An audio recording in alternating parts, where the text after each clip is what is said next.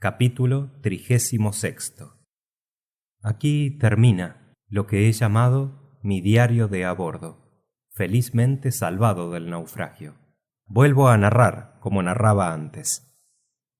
No puedo decir lo que pasó al chocar la Almadía contra los escollos de la costa. Me sentí envuelto en las olas, y si me libré de la muerte, si mi cuerpo no se hizo pedazos en las agudas rocas, lo debo a que el vigoroso brazo de Hans me arrancó del abismo. El animoso islandés me puso fuera del alcance de las olas, dejándome tendido en la abrasada arena, donde me encontré al lado de mi tío. Después volvió a las rocas para disputar al furioso oleaje que en ellas se estrellaba algunos restos del naufragio. Yo no podía hablar. El cansancio físico y moral me había quebrantado, y tardé más de 1 hora en reponerme.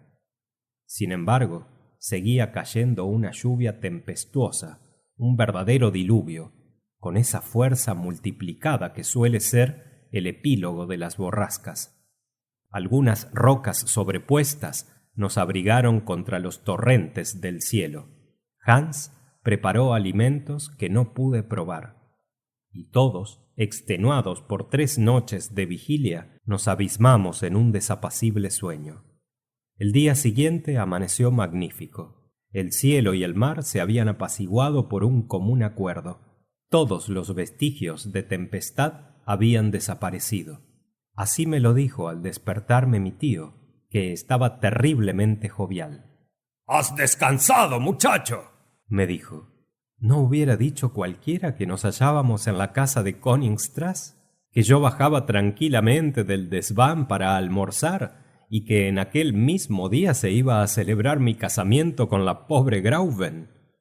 Ay, por poco que la tempestad hubiese echado la Almadía hacia el este, habríamos pasado por debajo de Alemania, por debajo de mi querida ciudad de Hamburgo, por debajo de aquella casa en que vivía cuando en el mundo amaba. De ella me hubieran separado entonces 40 leguas, pero 40 leguas verticales de murallón de granito, que me obligaban a andar más de 1000 leguas. Todas estas dolorosas reflexiones cruzaron por mi mente antes de contestar a la pregunta de mi tío.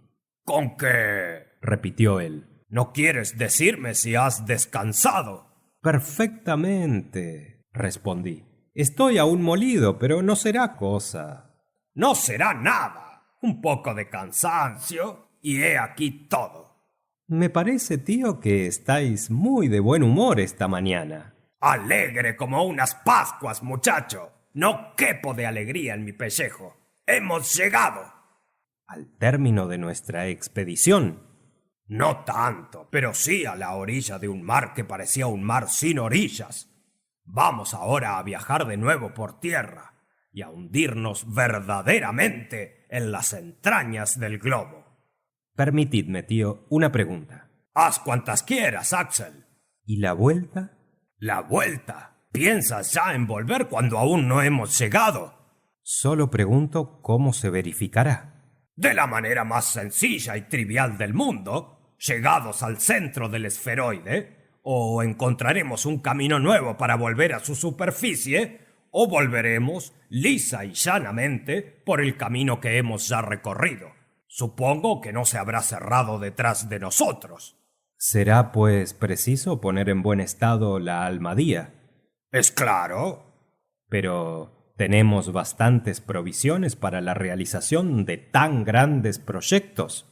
¿Quién lo duda? Hans es hombre hábil, y estoy seguro de que ha salvado la mayor parte del cargamento. Vamos a verlo con nuestros propios ojos. Salimos de aquella gruta abierta a todos los vientos. Yo abrigaba una esperanza que era al mismo tiempo un temor. Me parecía imposible que el terrible abordaje de la Almadía no hubiese dado al traste con todo lo que llevaba. Me engañaba. Encontré en la orilla a Hans en medio de una multitud de objetos colocados con orden. Mi tío le estrechó la mano con el mayor reconocimiento. El islandés, cuya abnegación era verdaderamente ejemplar, había trabajado mientras nosotros dormíamos y salvado con peligro de su vida los objetos más preciosos. No es decir que no hubiésemos experimentado pérdidas sensibles. La provisión de pólvora estaba intacta, después de haber estado a punto de inflamarse durante la tempestad. «Nos hemos quedado sin armas de fuego», exclamó el profesor. «¿Qué le haremos? Nos abstendremos de cazar».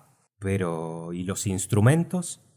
«Aquí está el manómetro, que es el principal, tanto que por él hubiera dado todos los otros. No necesito más para calcular la profundidad y saber cuándo llegamos al centro. Sin él nos expondríamos a ir más allá y salir por los antípodas».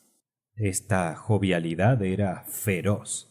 ¿Y la brújula?, pregunté. «Hela aquí, en esta roca, en buen estado, y lo mismo el cronómetro y los termómetros. El cazador vale más oro que pesa». Mucho valía, en efecto, pues gracias a él no faltaba ningún instrumento. En cuanto a herramientas y aparejos, distinguí en la playa escalas, cuerdas, zapapicos, azadones, etc. Teníamos que dilucidar aún una cuestión importantísima, la de los víveres. ¿Y las provisiones?, dije. «Vamos a ver cómo estamos», respondió mi tío. Las cajas que las contenían estaban alineadas en la playa en perfecto estado de conservación. El mar las había respetado en su mayor parte, y entre galleta, cecina, ginebra y pescado seco había víveres para 4 meses.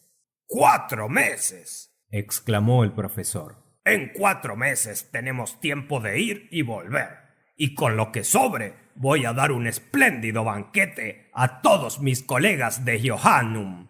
Yo debía desde mucho tiempo estar acostumbrado al carácter de mi tío, y sin embargo no me cansaba de admirarlo más cada día. «Ahora», dijo, «vamos a renovar nuestra provisión de agua con lo que la lluvia de la tempestad ha depositado en estos hoyos de granito, y de consiguiente nos pondremos a cubierto de la sed.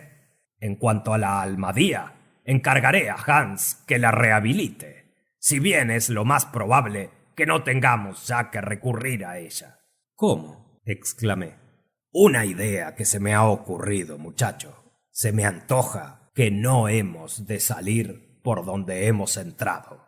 Miré al profesor con cierta desconfianza. Me pregunté si se habría vuelto loco, y sin embargo podía muy bien suceder que dijese la verdad chanceándose. «Vamos a almorzar», añadió. Le acompañé hasta llegar a una lengua de tierra bastante prominente, a la cual se dirigió después de haber dado al cazador sus instrucciones. Allí, con cecina, galleta y té, improvisamos una excelente comida, una de las mejores que he saboreado desde que vine al mundo. La necesidad del aire libre y la calma, después de tantas tribulaciones, me dieron hambre verdaderamente canina. Durante el almuerzo pregunté a mi tío dónde estábamos en aquel momento. «Me parece», dije, «que es difícil calcularlo». «Exactamente, sí», respondió él. «Es hasta imposible porque durante los 3 días que ha durado la tempestad no he podido tomar nota de la velocidad y dirección de la Almadía. Pero podemos determinar nuestra situación aproximadamente». En efecto, la última observación se hizo en el islote de Geyser. «En el islote Axel, muchacho, no declines la imperecedera gloria de haber dado tu nombre a la primera isla descubierta en el centro de la masa terrestre». «Sea como queráis. En el islote Axel habíamos atravesado unas 260 leguas de mar, y nos hallábamos a más de 600 leguas de Islandia». «Pues bien, sírvanos el islote Axel de punto de partida para nuestras apreciaciones, y contemos 4 días de temporal deshecho, durante los cuales no había bajado nuestra velocidad de 80 leguas por singladura». «Ya lo creo. Debemos, pues, añadir 300 leguas». «Sí, y el mar Lidenbrock tendrá poco más o menos 600 leguas de una a otra orilla. Ya ves, Axel, que puede competir en extensión con el Mediterráneo». Sí, sobre todo si lo hemos pasado a lo ancho y no a lo largo. Como puede muy bien haber sucedido. Y lo más curioso es, añadí yo, si son exactos nuestros cálculos, que tenemos ahora el Mediterráneo encima de nuestra cabeza. ¿De veras? De veras, pues estamos a 900 leguas de Reykjavik. Ya ves, muchacho, que hemos hecho una terrible travesía. Pero no podemos afirmar que nos hallemos bajo el Mediterráneo, bajo Turquía o bajo el Atlántico, sino en el supuesto de que no hayamos tenido variación ni abatimiento de rumbo. No lo creo, el viento parecía constante, y soy por tanto de opinión de que esta costa está situada al sudeste de Port Gräuben. Fácil es saberlo consultando la brújula. Consultémosla. El profesor se dirigió a la roca en que Hans había dejado los instrumentos. Estaba jovial, alegre, se restregaba las manos y hasta tomaba actitudes académicas. Era un verdadero viejo verde. Yo le seguí, movido por la curiosidad de saber si me engañaban o no mis cálculos. Al llegar a la roca, mi tío tomó el compás, le colocó horizontalmente y observó la aguja. Esta, después de haber oscilado, se fijó en una posición constante bajo la influencia magnética. Mi tío miró, después se restregó los ojos como si temiese no haber visto bien y volvió a mirar de nuevo. Se volvió enseguida hacia mí como estupefacto. ¿Qué ocurre?, le pregunté. Me indicó con una seña que examinase el instrumento. Salió de mi boca una exclamación de sorpresa. La aguja marcaba el norte, donde suponíamos que estaba el mediodía. Se volvía constantemente hacia la playa, en lugar de volverse hacia el mar. Moví la brújula, la examiné, vi que no se había estropeado en lo más mínimo. Cualquiera que fuese la posición que se le hiciese tomar, tomaba obstinadamente aquella dirección inesperada. No era, pues, dudoso que durante la tempestad una ráfaga nos hizo torcer el rumbo sin que de ello nos apercibiésemos, y había conducido la Almadía hacia las costas que mi tío creía dejar a su espalda. Fin del capítulo 36.